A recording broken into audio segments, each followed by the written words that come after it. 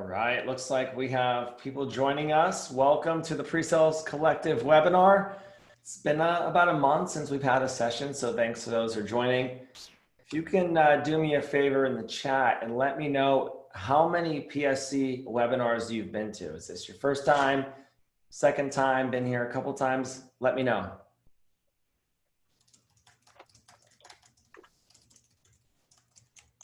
All right, we got a couple newbies. Welcome to the newbies. A lot. Thank you for being here a lot. I appreciate that, Morgan. Todd Jansen. Good to see you, Todd. Welcome, Duke, first timer. Jeff. John, you've definitely been on a lot of these, so I appreciate that as well. Peter Cohen, familiar face. Welcome back. 3. I always like to see how many times people have been here. I really appreciate those who have been here a couple times. And for those that are here for the first time, welcome and thanks for being here. So we're gonna get started in just a second here. Seems like we still have some audience trickling in, but we'll go ahead and get started for sake of time. So perfect, one moment. All right, well, welcome to Beyond the Buzz of Buyer Enablement. I'm going to be joined here today by Garin Hess. Garin is the CEO and co-founder of Consensus, and I'll have him introduce himself in a moment. But Garin and I have gotten to know each other over the last couple of months. It's been great getting to know him during the pandemic and understanding what him and his organization are doing. And before I get too far into it, one of the things that immediately led to this conversation is Garin's desire to talk about the word buyer enablement, which is a word that I resonate with now because I talk a lot about customer centricity. And I'll talk about this here in a moment, but what I realize is Garin and I share a lot of methodology and philosophy in our approach. And so we get to know each other and looking forward to spending the time today chatting, conversing, taking questions from you. So before I get too far, Garin, welcome and introduce yourself. Well, thanks, James. I really appreciate the opportunity to be on this webinar. For several years, I've been wondering where the pre-sales community was and how you could tap into the pre-sales community. And it's great to finally see it coming together.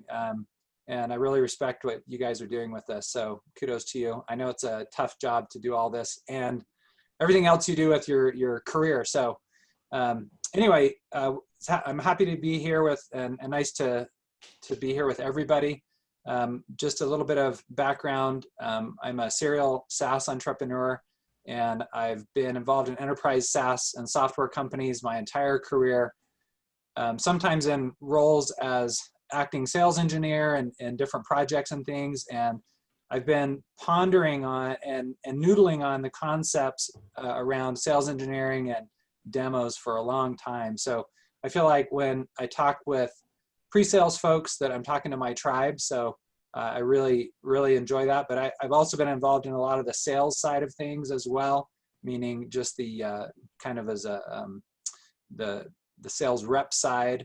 And the buyer enablement topic, I think, really helps bridge both pre-sales and sales in a lot of ways and can bring everybody together in a focused effort.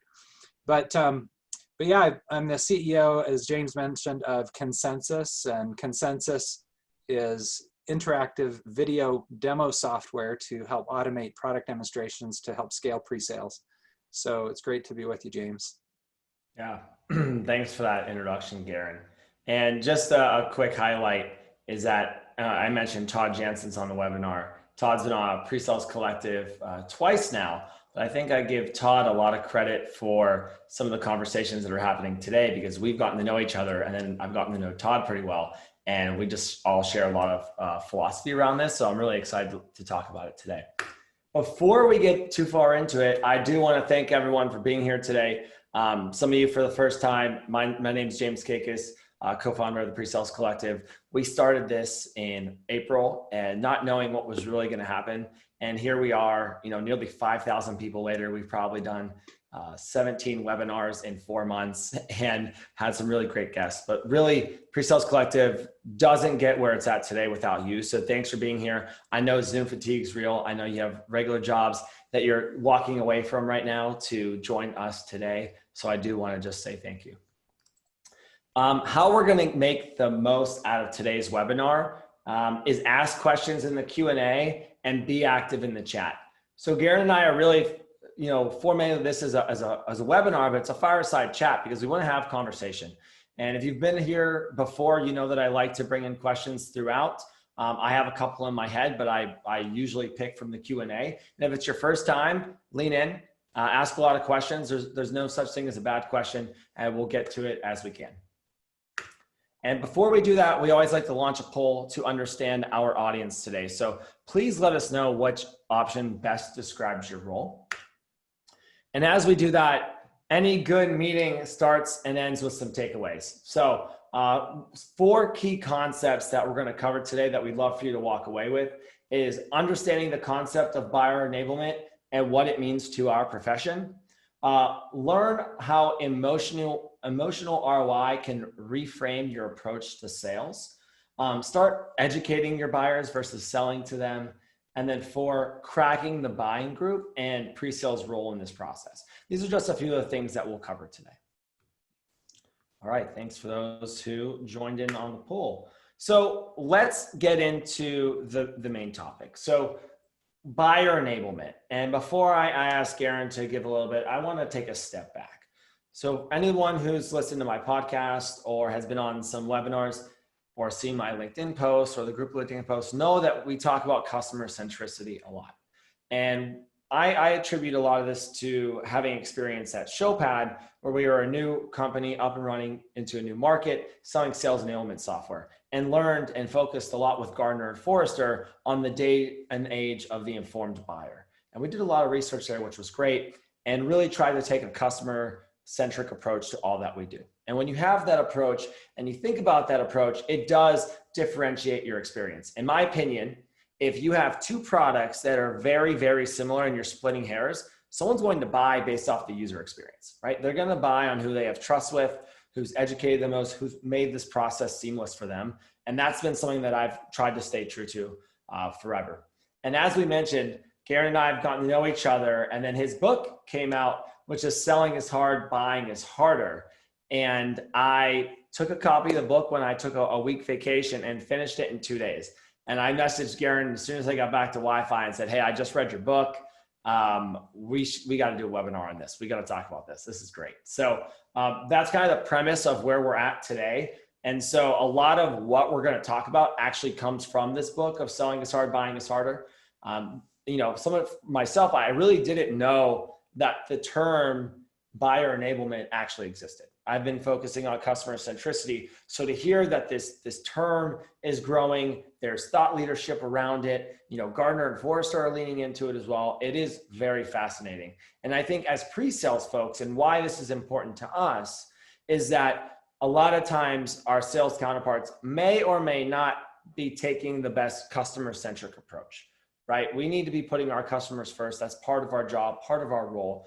And so if you learn about this buyer enablement perspective, it can help us, really make an impact in the sales process and the sales cycle. So that's my thought process on this, Garin. I'm going to kick it over to you to kind of kick us off on buyer enablement. Well, you mentioned you hadn't really heard the term, and I was wondering, and it is relatively new phrase, even though as Peter Cohen points out in the chat, people have been trying to focus on buyers for as long as there have been sales, the ones that are thinking about it, right? But buyer enablement, how many of you have not heard of the phrase buyer enablement before now? Just curious, just type that in the chat. Yeah. If you hadn't heard of it. Yeah. Because this is, we've heard about sales enablement a lot, and there's so much money invested in sales enablement technologies and methodologies and things. And the thing that really strikes me about that is salespeople can't close deals. It's really about the buyers closing deals, right? They're the ones who sign the checks. They're the ones who sign the contracts. And so when we talk about buyer enablement, it's really asking ourselves, what do buyers have to do to make a effective purchasing decision? And then how can we make that easier? And I like to liken it to Amazon, because Amazon completely revolutionized retail by making buying easier. In fact, I would argue that out of all the incredibly imaginative and difficult things that Amazon accomplished, the thing that they did that has gained their market share is just to make buying easier. They do it in a bazillion different ways, but I find myself finding products that might even be cheaper or the same price on other websites, and it's just not as easy to buy from. And so the interesting thing is research suggests that if you make buying easier for your customers, they will buy from you more often. So buyer enablement in a nutshell is really about making buying easier, but it's not just about that, making it easier for one person like it is in retail, but it's about understanding the nuances of the different stakeholders in the buying group and the different tasks that each stakeholder has to make and the different perspectives they bring to the buying process, and being an experienced guide through that process. Because arguably, as you and your sales rep counterparts have been involved in buying processes hundreds of times, perhaps collectively with your sales organization, perhaps thousands or tens of thousands of times. So your communal hive brain, hive mind mentality or knowledge bank has so much information about the best way to buy whatever it is you're selling. And so buyer enablement is all about understanding the best way to buy and make a purchase decision, then helping every stakeholder that normally gets involved and needs to get involved through that process effectively. And I thought it might be interesting to share. This would be an interesting one. So another way to think about buyer enablement is to anticipate what your buyers are going to need before they know they need it, and give it to them at the right point in the buying process, so that they have it right at that moment when they need it. And this can come in the form of many different forms, I should say.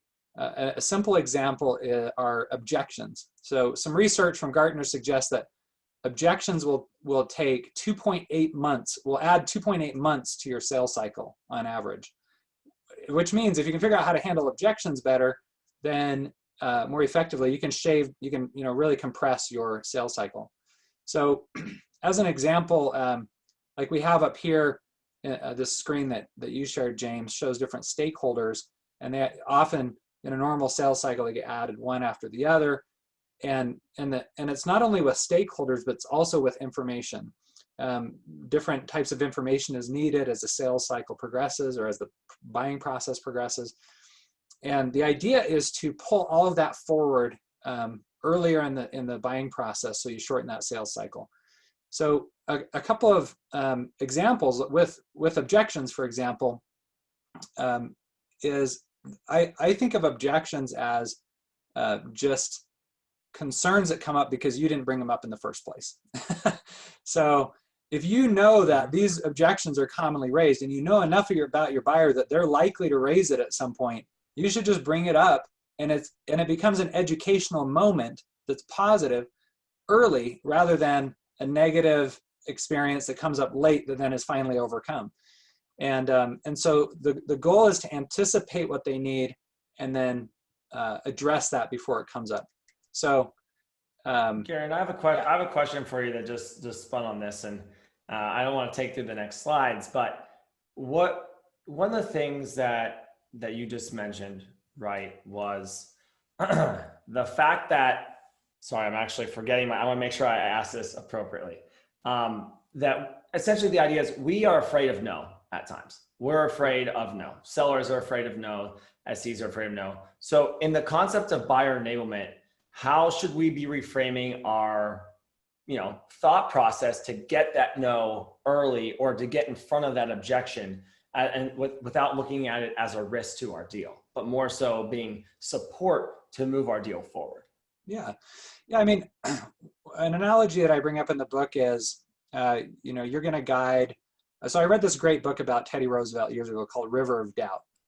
He went, speaking of Amazon, the other Amazon, after his presidency, a failed third presidency attempt, he went and explored and chartered an unexplored river in the Amazon rainforest. So let's just imagine that you're the leader of a group that wants to go explore the Amazon rainforest, and you've been through it hundreds of times.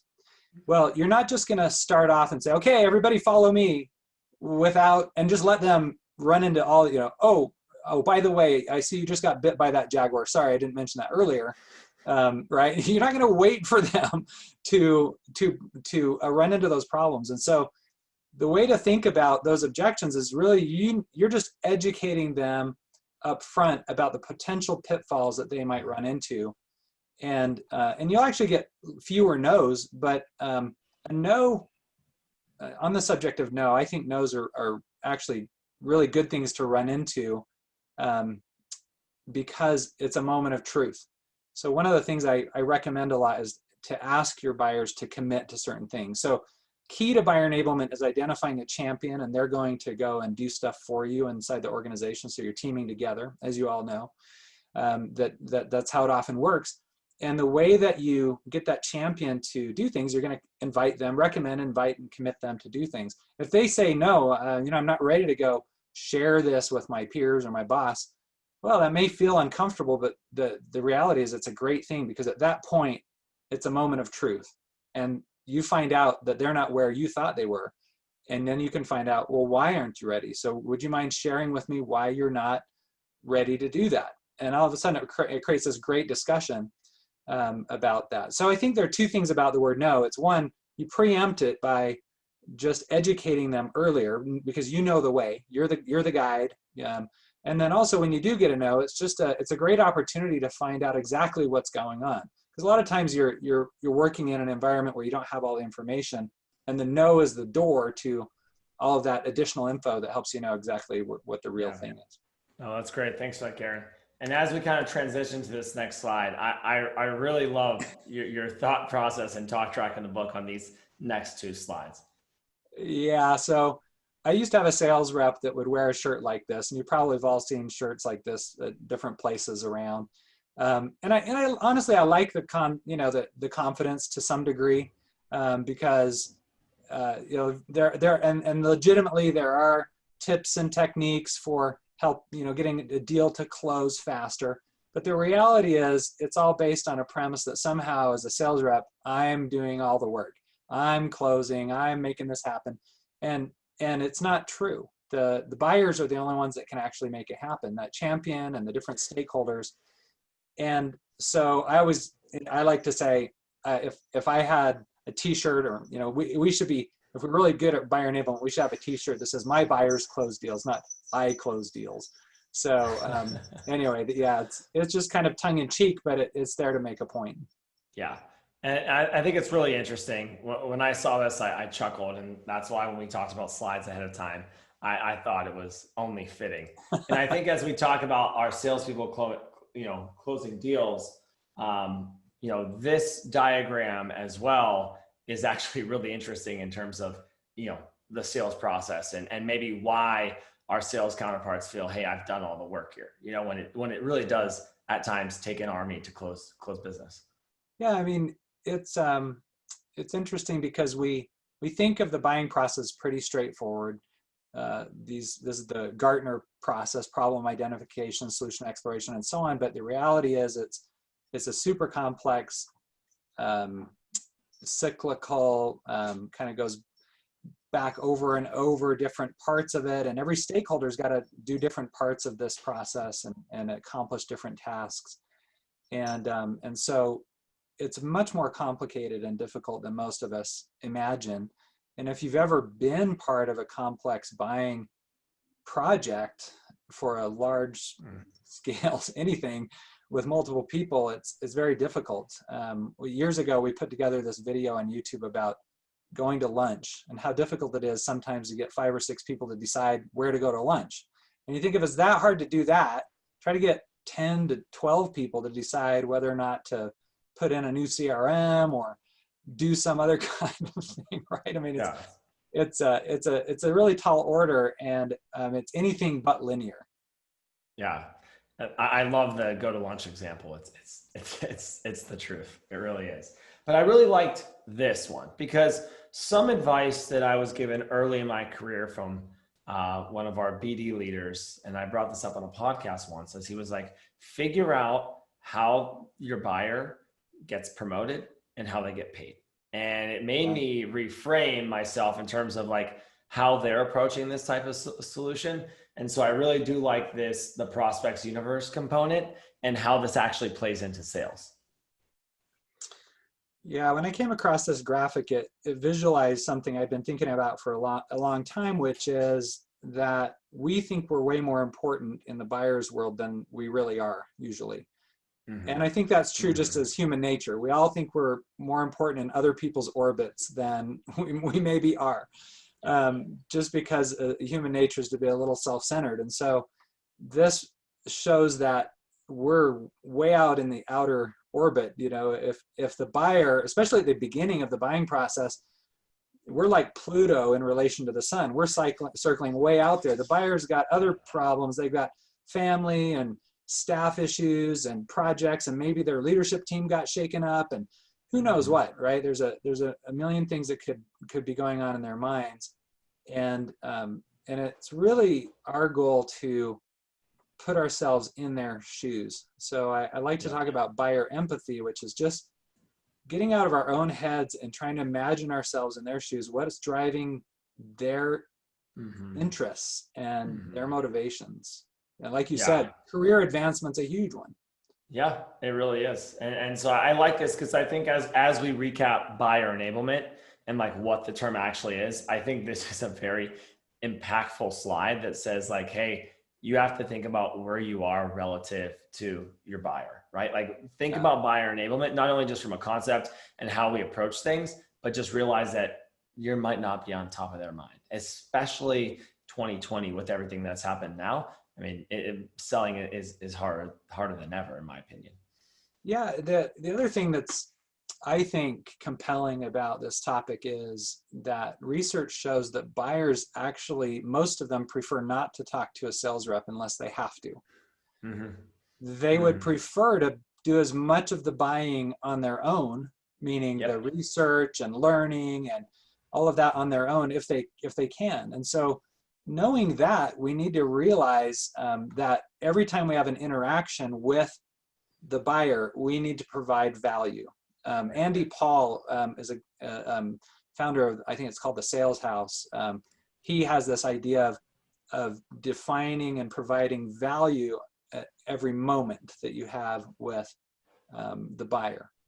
And I think sometimes we forget how important those moments are. We know they're important, but we don't realize how important. And the reality is that they're spending less and less time, buyers are spending less and less time with vendors. So when we actually have them in front of us, super important. Also important is how do we engage them when they're not with us, right? And so I think it's about providing value to them, and that way they'll bring us into their orbit if we can really relate to them and provide value. Absolutely. I wanted to say thanks to everyone who keep adding questions. Keep them coming.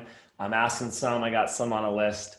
We're going to move on to our next topic, which is my personal favorite topic. So I read this chapter a couple times because I really liked the idea and the concept behind emotional ROI. And so how you have defined it is benefits of your buyer outweigh the emotional risks present when making the purchase. And something that's not necessarily on this slide or on the next slides, Garin, but can you tell us a little bit about the 5 Ps of emotional ROI? Yeah. And emotional ROI, we so often think of financial ROI. Everybody's got some kind of ROI calculator, and we address financial ROI in routine sales in almost every type of engagement. However, people don't buy because of finance.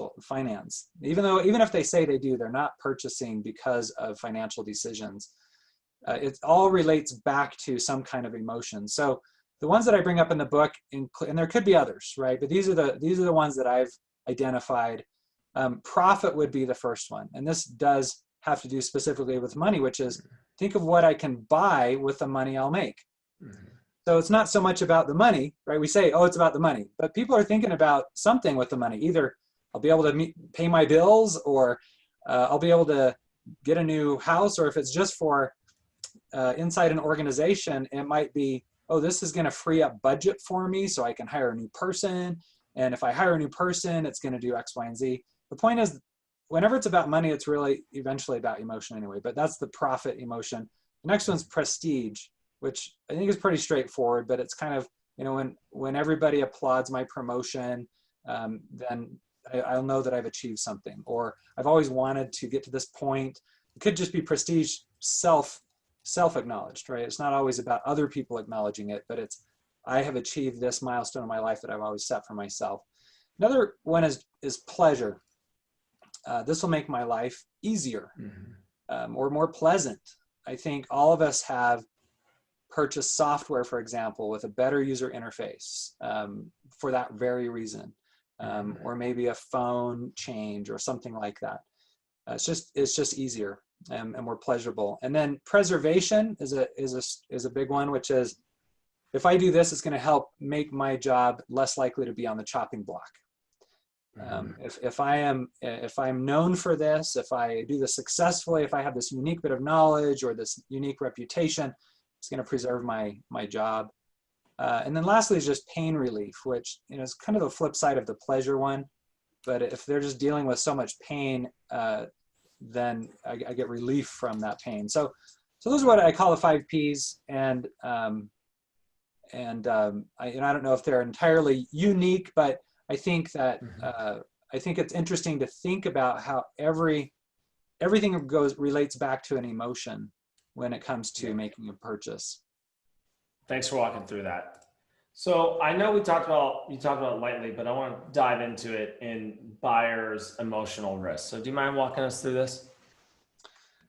Yeah. So when buyers, this calculation of emotional ROI is going on all the time in the buyer's head and heart. And it's very difficult to make a calculator on emotional ROI, but it's happening all the time. And some of the things that they're calculating have to do with the risks they're taking. So what are they putting at risk? Some of the things they're putting at risk include predictability and stability, meaning just change in general. Change is difficult. Change gets me out of the routine. And so that predictability is up for, is going to go by the wayside if I make this big, purchase this solution, whatever it might be. Another thing is peer reputation. I've seen people make a choice on a purchase, and it either makes their career, or maybe not their whole career, but that promotion, or it gets a black mark on their eye. Because they brought this vendor in and the vendor didn't perform well and their name was associated with it. So they're really putting themselves out there with their reputation.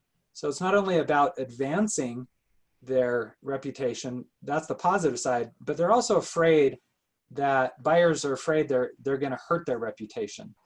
And so that's something we have to be very cognizant of as vendors. The third one that I have is the workload and current projects. This one's pretty straightforward, which is just, can I fit this in? Can I implement this? Can we even do this right now, or this quarter, next quarter? Or am I just going to be overwhelmed? And that leads to the work-life balance, which is just what's going on at home or just in personal life, whatever it might be. Is this going to tip the scale to the point where I hate myself and everyone hates me because I'm a total grump because I'm working 80 hours a week because implementing this new solution is going to take all my time. So these are real things that buyers deal with. And as salespeople, as sales professionals, whether we're sales reps or sales engineers, we sometimes forget that they're bringing all of this to the conversation, and they rarely talk about it. At most, they'll talk about the workload and the current projects, but there are all these other things going on in the background. Yeah, I like that. So kind of going to the next one is, how do we overcome these risks, or especially the emotional risks? So obviously, you're going to have to find out what those emotional risks are for that buyer. But in general, knowing that all of these are often in the buyer's mind, it's important that you, again, try to preempt this before it comes up. So in the case of peer reputation, you might talk about how so-and-so at another company got promoted or something like that. You have to be careful about that because that could be confidential information, but and you don't want to be too overt about all this either, but you do want to be aware of it and try to support them in their desire for their career advancement or their reputation to grow. And one of the challenges with this, by the way, is sometimes you get multiple champions that are kind of competing, and they both want to be the lead because they want that reputation bump, and that can be a challenge sometimes to deal with. But so another thing that I think is really helpful with all of this, with emotional ROI, is helping to detail out exactly what implementation will take. So we have a consensus, for example, we have a step-by-step guide that says this is what's going to happen before you make the purchase. This is how many hours it will take you. These are the steps that will happen the first week, the second week, third week, and so on. And these are the different roles that have to get involved. And this is how much time it will take and all of that. And that is there to help put form around this question of, man, how big and difficult is this going to be? Because as we've all experienced, when you have a big project and you haven't put definition around it, it feels bigger than it actually might be. But once you put definition around it, you say, oh, I can manage that. This is manageable. And so again, don't wait for them to ask about that, because by the time they ask about it, they're kind of freaked out. They may be freaked out, not always, but they're like, well, how much is this going to take to put into it? How much time am I going to have to spend, and my boss and all that? So as you get a little ways into the buying process, just pop up with the information and say, hey, by the way, it sounds like you're getting serious about making a purchase. As you're thinking about it, you may want to consider implementation and what it will take. And so here's a guide, an implementation guide, to help you figure that out. And that has just a neutralizing effect on the negative emotional feelings that go on.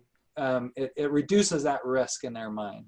So that's one of the most effective things that we've found. Yeah, I really like that. And I think it bodes well to this concept of educating versus selling. And when I think about it, myself, I'm like, it seems pretty straightforward. It's like, hey, I'm never really selling. I'm in an SE role, I'm in a pre-sale role. But if you take a step back, right, and you think about what is the concept and process of an education cycle versus a sales cycle, I think they're quite different. And I think, this kind of change in the mindset is what we need to continue to do. And so I love that your quote is, sometimes we think our job is to persuade the customer, but instead focus on educating the customer, and you have greater success. And I think your implementation example and walking through that is a pure example. So I guess as we get into this section, for you, why is this so important, and how do you bring this concept into life? So one story comes to mind that I just had a few months ago. We were on a cruise a couple of weeks before the pandemic hit. It may have been one of the last cruises. I don't know. It was in early February, and I remember we got on this ship, and my wife and I have not typically gone on cruises. This is our first cruise. We're more of the national parks kind of people that just want to go hiking and that kind of thing. But we've had so many recommendations from friends, we thought we got to do a cruise, see what it's all about. So we get on the ship, it's pretty amazing, and they say, hey, the very first day, this certain hour, you can have somebody walk you around the ship, show you everything there is to see, and get aware, be educated on the ship. And I thought, this is great. This will save us a lot of time, and it'll be cool to hear their perspective on what it is. And it turned out that they just walked us through all the shops, and they tried to sell us the entire time. It was so annoying. I kept thinking, oh, this is just what they do right here. Now they're going to teach us something, and then they go to another set of shops, and I was like, and I kept going along, and the thing is, it just breaks the trust, right? Mm-hmm. And the flip side is true when it's not only about what we do, but it's the stance. If we're really about educating people, then it builds trust. It brings down the natural barriers when we're on opposite sides of the table with buyers, and it brings us together into a common cause. You're trying to get from point A to B. I've been from point A to B a billion times, so I'm going to take you there. And I think if we just take that sincere educational approach, then it really builds that trust.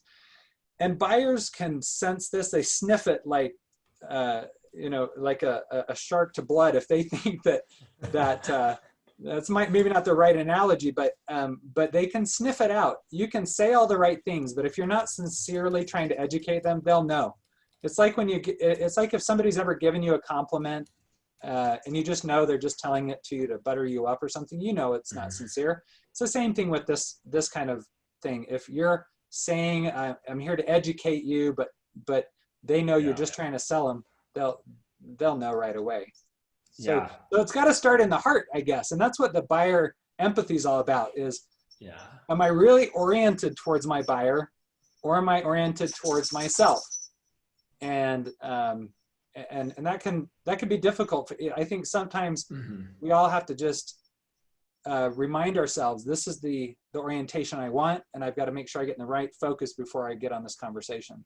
Yeah, great story. And I think that resonates probably with a lot of people. And I love the analogy. I asked Peter, because Peter was on the PreSales podcast, about analogies in pre-sales, if your analogy passed the test, and he said it was a great analogy. So thanks for that, Garin. Okay, good. I like, so the next two slides, we're going to kind of just lightly talk about the mindset of being sold to versus educated. And so if you want to just lightly walk through these two, I know they're a little text heavy, but really impactful. Yeah, so I have these divided up into kind of different categories. And the first one is the mindset. And this goes back to what I was just saying, which is just, what's the mindset we're taking to the buyer? So on the left, my job as a salesperson is to get this deal done. And then it's all about me. If I don't get it done, I don't hit quota. And if that happens, who knows what the consequences are. Right. Well, what's interesting about this, and it's kind of like, I'm going to draw another analogy. So Peter, let me know what you think. So those 3D images where you can't see the 3D until you let your eyes relax, and then they cross, and all of a sudden the 3D pops out, right? The harder you try to see that, the harder you work at seeing it, the 3D, the less likely you are to be able to see it. And the reality, and again, the way that you get that to work is you stop trying to see it. And as soon as you stop trying to see it, you see it. And this is how it is with educating. We're so concerned with selling, we so much want the deal that we do things that make us less likely to get it, which is paradoxical. The harder we try to sell, the less likely we are to get the purchase. But the more we forget about ourselves and try to educate and try to be a real guide, the more likely we are to get the purchase. So, it's the whole lose yourself, find yourself kind of thing. So it's a paradoxical approach, but it what actually works. So in this example, my job as a salesperson to help the customer solve their problem. If I can gain their trust and solve their problem, they're more likely to buy from me and refer me to their colleagues and friends. It's still going to benefit me. We know that, right? That's of course. Yeah. But the point is, we are trying to educate versus sell, and if we can get in that mindset, we'll get more purchases. Yeah, Garin, let me ask you a question here, because I've gotten a couple of questions from Dave, Sai, Bertrand, others around essentially the concept of understanding the buyer's interest without being too intrusive. Do you have any thoughts or advice on that perspective? Without being intrusive? Yeah, as essentially like you want to get to know them, understand things, but you don't want to essentially cross any lines, right? Or make any assumptions. I think cross the line is what I'm reading on a lot of these questions. I mean, as sales engineers, right, you're all very familiar, you're all steeped in discovery. But I think, first of all buyers have some things in common. And I think those are the things, some of the things we're talking about. They're interested in advancing their careers and in some way or another. We don't know the specifics, right?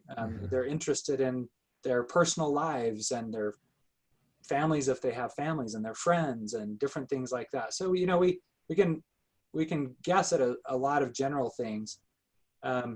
Obviously, you can go into LinkedIn and learn a lot from specific buyers. You can also know something from the personas. So one of the things to do buyer enablement effectively is to map out your buying group and which personas typically get involved and at what stages in the buying process do they get involved and for what purpose. And if you look at different segments and products, you'll notice this pattern. If you look at dozens of different purchases, you'll notice this pattern and you can see, oh, these are the buyers, these are personas that get involved. Well, personas can also help you know a lot about the buyers without getting too intrusive, because personas in general share a lot in common. So if a VP of marketing always has to get involved, well, you know, marketers share a lot of things in common. And VPs share a lot of things in common. So that's another way to do it. You know, the other thing that I'll mention without trying to get too self-promoting is just that you can use technology like demo automation to engage them in a way where they tell you their interests through the technology. And that can help you learn more about what they're interested in, and kind of bring that data to the conversation. So those are a few thoughts on that. Yeah, I like that. And I think it moves into kind of this buyer group generally. I think our role in pre-sales, Tina mentioned it in the chat. Stephanie's asking some questions around credibility and value driven, but I think the ability for a pre-sales person to get real and honest in a intimate one-to-one or one-to-two setting is somewhat underestimated. You know, I know that a lot of times in deals where like our sales leader or AEs are not making traction, I ask for a private conversation and I ask for that, hey, one-to-one conversation, or me and my SE get on the phone and start diving into those things a little bit different, because that trust is there and we're not necessarily in that selling motion. And so I think those are some of the things to understand and to utilize as a tactic, you know, generally. Trusted advisor for sure. I agree. I mean, just by default, they're going to assume that you are going to sell them less and educate them more just because of your role. They're making that assumption. And the sales rep may be good at buyer enablement and they may be trying to build that trust, but the buyer is already going to bring a certain amount of trust to the sales engineer that the sales rep doesn't get by default. Yeah, that's the truth. And, you know, we talk about the buying group, and I'm just kind of going through a note that I have here. You know, inside your book, you quote one of my favorites in Dale Carnegie when you start this chapter, but you talk about the 7 things that buyers want, and they are to feel heard, authenticity, to learn rather than be sold to, self-directed to digital access, a personalized experience, proof, and a deal, right? And I really like that you break these out in the buyer groups, because it does, I know that's fairly straightforward and simple, but if you think about what people want in the process, and you talked about the Amazon example today, like I still think B2C is changing the way that B2B works. And we are operating in B2B a little bit how we operate in B2C. And I think that's why you're seeing this evolution of buying process. So maybe talk to us a little bit about this buying group, especially just because I think it's sometimes in pre-sales, we think, hey, this is the AE's job, this is a sales leader's job, but I think it's part of our job as well. I really think that as sales engineers, we need to embrace sales methodologies more than we maybe have in the past. And some sales engineers do. And it's one of the ways, I think Todd Jansen in a webinar I was doing with him at Salesforce, we're talking about getting a seat at the table. And it's one of those ways that you can get a seat at the table is to bring thoughts and strategies about sales process, which is why buyer enablement can be a really powerful thing that you can bring to your own organization. And it'll help make you seem more relevant to the conversation as you work with your sales colleagues. And And I think in a lot of ways, as sales engineers, we have to break the mold that that sales engineers are not involved in sales, right? And that's one of the reasons that we sometimes don't get that seat at the table. So anyway, I think about the buying group, one of the big challenges that's different from retail is you've got all these different buyers. And and one way to think about buyer enablement is simply this: facilitate what the different stakeholders do in the buying group, and you'll get the deal done. In fact, you could say that there is nothing else in B2B sales than that discovering, engaging the stakeholders and helping them do their jobs in the buying process is B2B sales. Yeah. And so I think anything else we try to do is at least secondary to that first objective. Yeah, and I want to bring up this slide because I think of the slides we had in this section, I think this one articulates well what you're mentioning, right? Where you could be looking at the same sculpture from two different views. And whether it's two different champions, two different decision makers, whatever it might be, it is really interesting to understand, this concept. So do you want to walk us through this one before we move into pre-sales? Yeah. So this is called anamorphic art. And there is another artist. This one's by an artist named Mathieu Robert Ortiz. And he's French, and gratefully, he's given us permission to use photos of his sculptures. But another one is Michael Murphy, and you'll see if you do a search for his anamorphic art, it's all very interesting. The art just looks different from different angles. And I like this analogy. When I saw it, I thought this is a great analogy to help us put a visual around the perspectives different stakeholders can bring to the same purchase or the same sale. Because the CFO and the CMO and the end user and whatever other personas you might have in the stakeholder group all look at it differently, and it's all the same thing, but it appears differently to them. And if you don't know how it looks to them, you're walking in blind to a bunch of problems. So the better you can understand the different perspectives of your buyers, the more likely you are to be able to meet their needs and help them through the buying process, this complex, difficult, risky journey that they're taking with you. And I love anamorphic art because it kind of blows your mind. You think it's one thing, and then all of a sudden they show you and you go, oh, this is something different. And so it's a lot of fun to look at too, but I think it is an excellent analogy for helping us realize that the way that we look at it, or even our champion looks at it, is not the way the other stakeholders are going to look at it. Yeah, and I like that, and I think this gets kind of to our last topic. So why pre-sales is the ideal launching pad for buyer enablement. So maybe talk to us just briefly around why you believe this is fundamentally true. So buyer enablement is a process and methodology, right? I have a methodology, a framework in the book for going through buyer enablement. And in a lot of ways, you could think of it as a B2B sales, like a sales rep methodology, and maybe even marketing, because enabling the buyer actually starts before they ever start talking to sales. However, there's one key thing that, and there are probably many things we could talk about here, but one key thing that really stands out to me, Gartner did this research asking hundreds of buyers, maybe thousands, I don't remember the total number, what do they want most from vendors? What information do they want most from vendors? And they ranked them. And the top three were demos was number one, case studies, number two, and then ROI, meaning financial ROI calculations, number three.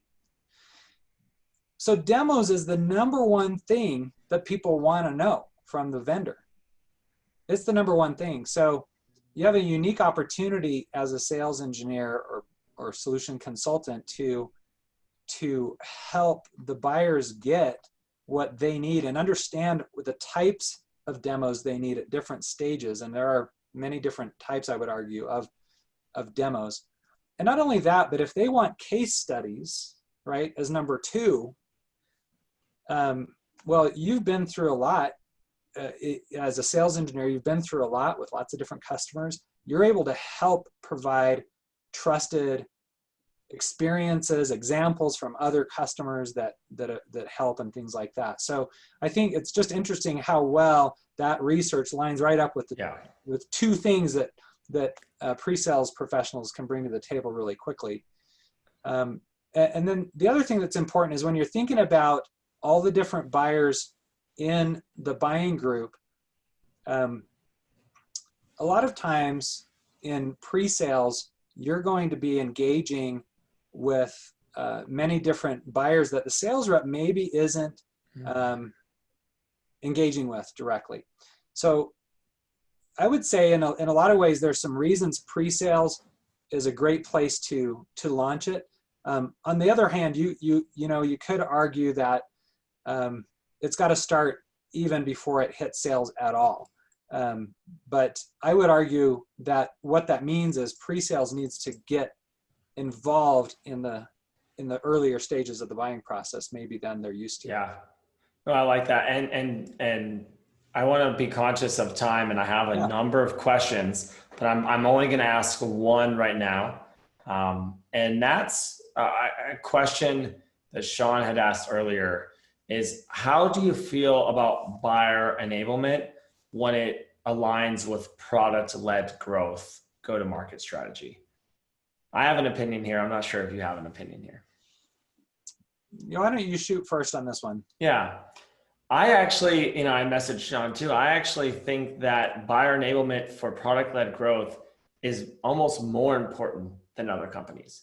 And the reason being is that product-led growth is essentially the process of your product is doing the selling for you. Yeah. And to me, what that means is a first-time user experience. And a lot of product-led growth companies, the ones that do really well, have a very intuitive user experience and a great first-time user experience. You can't have a product-led company that is extremely hard to set up and cumbersome and clunky. You will have dropout rates, things won't work. So to me, the idea of buyer enablement is just like hand in hand with product-led growth. And product-led growth is something we've talked about in PreSales Collective a few times. And I had not put the two together, but once Sean asked me the question, I have been thinking about it. And I personally think it's extremely aligned, and it's probably more critical to think about buyer enablement when you're in a product-led growth organization. What do you think, Garin? Yeah, I think a couple of things. One is, one of the main jobs that the champion has to do is often, as you all know, go through some kind of proof of concept or a trial or something to help de-risk their decision. And they do that, and they end up engaging all the other stakeholders either by demonstrating it internally or what have you. And so one of the, if you're in a product-led growth framework or environment, you're already helping them right away, step one, with that task. And it goes to what I like to think of the proof of value.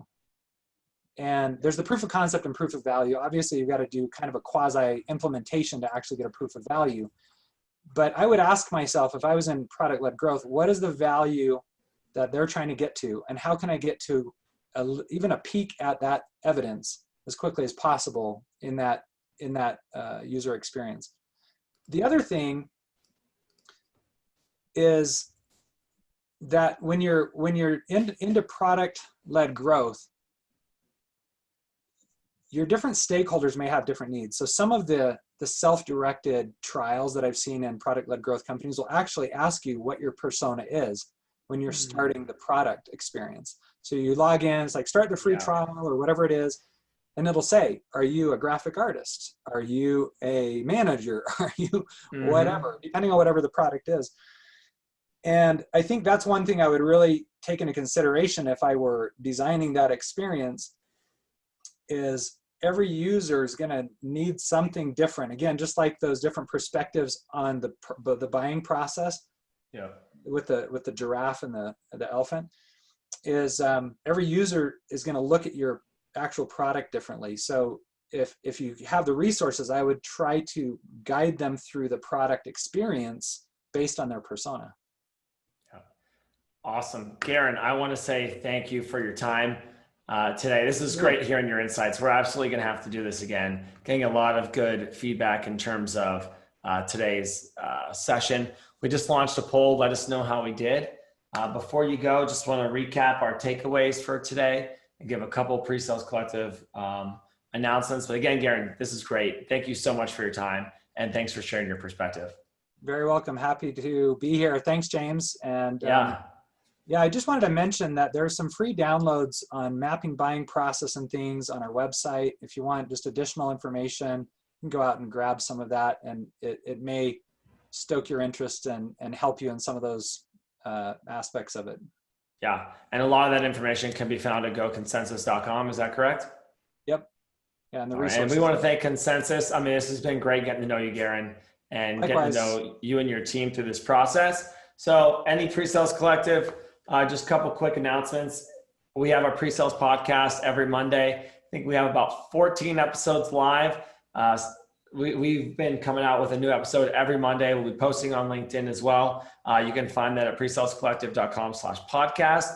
And if you haven't joined the Slack, please join the Slack. I mean, we have over 1,100 people, nearing 1,200 individuals in the Slack, geo groups, industry groups, virtual coffees. It's been a lot of fun. So, you know, with PreSales Collective, we've been doing a lot of one-way podcasts, blogs, webinars, but we're really trying to do a lot of the two-way connections. So please check out the Slack if you have not, presalescollective.com/Slack.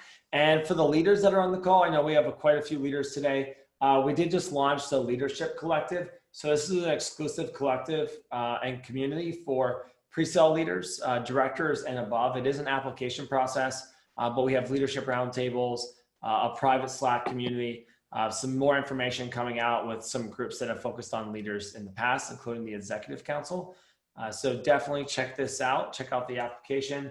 We're posting everything on LinkedIn. We've moved into a cadence where we're posting every day. So you'll be able to find our blogs there, webinars, podcasts, hearing from the communities. On Wednesday, Stephanie Madsen is on the LinkedIn as well. And then just thank you. And I said see you next week, but we don't have another webinar scheduled for September as of now. But thank you all so much for your time, your energy, and your effort today. And we'll see you next time.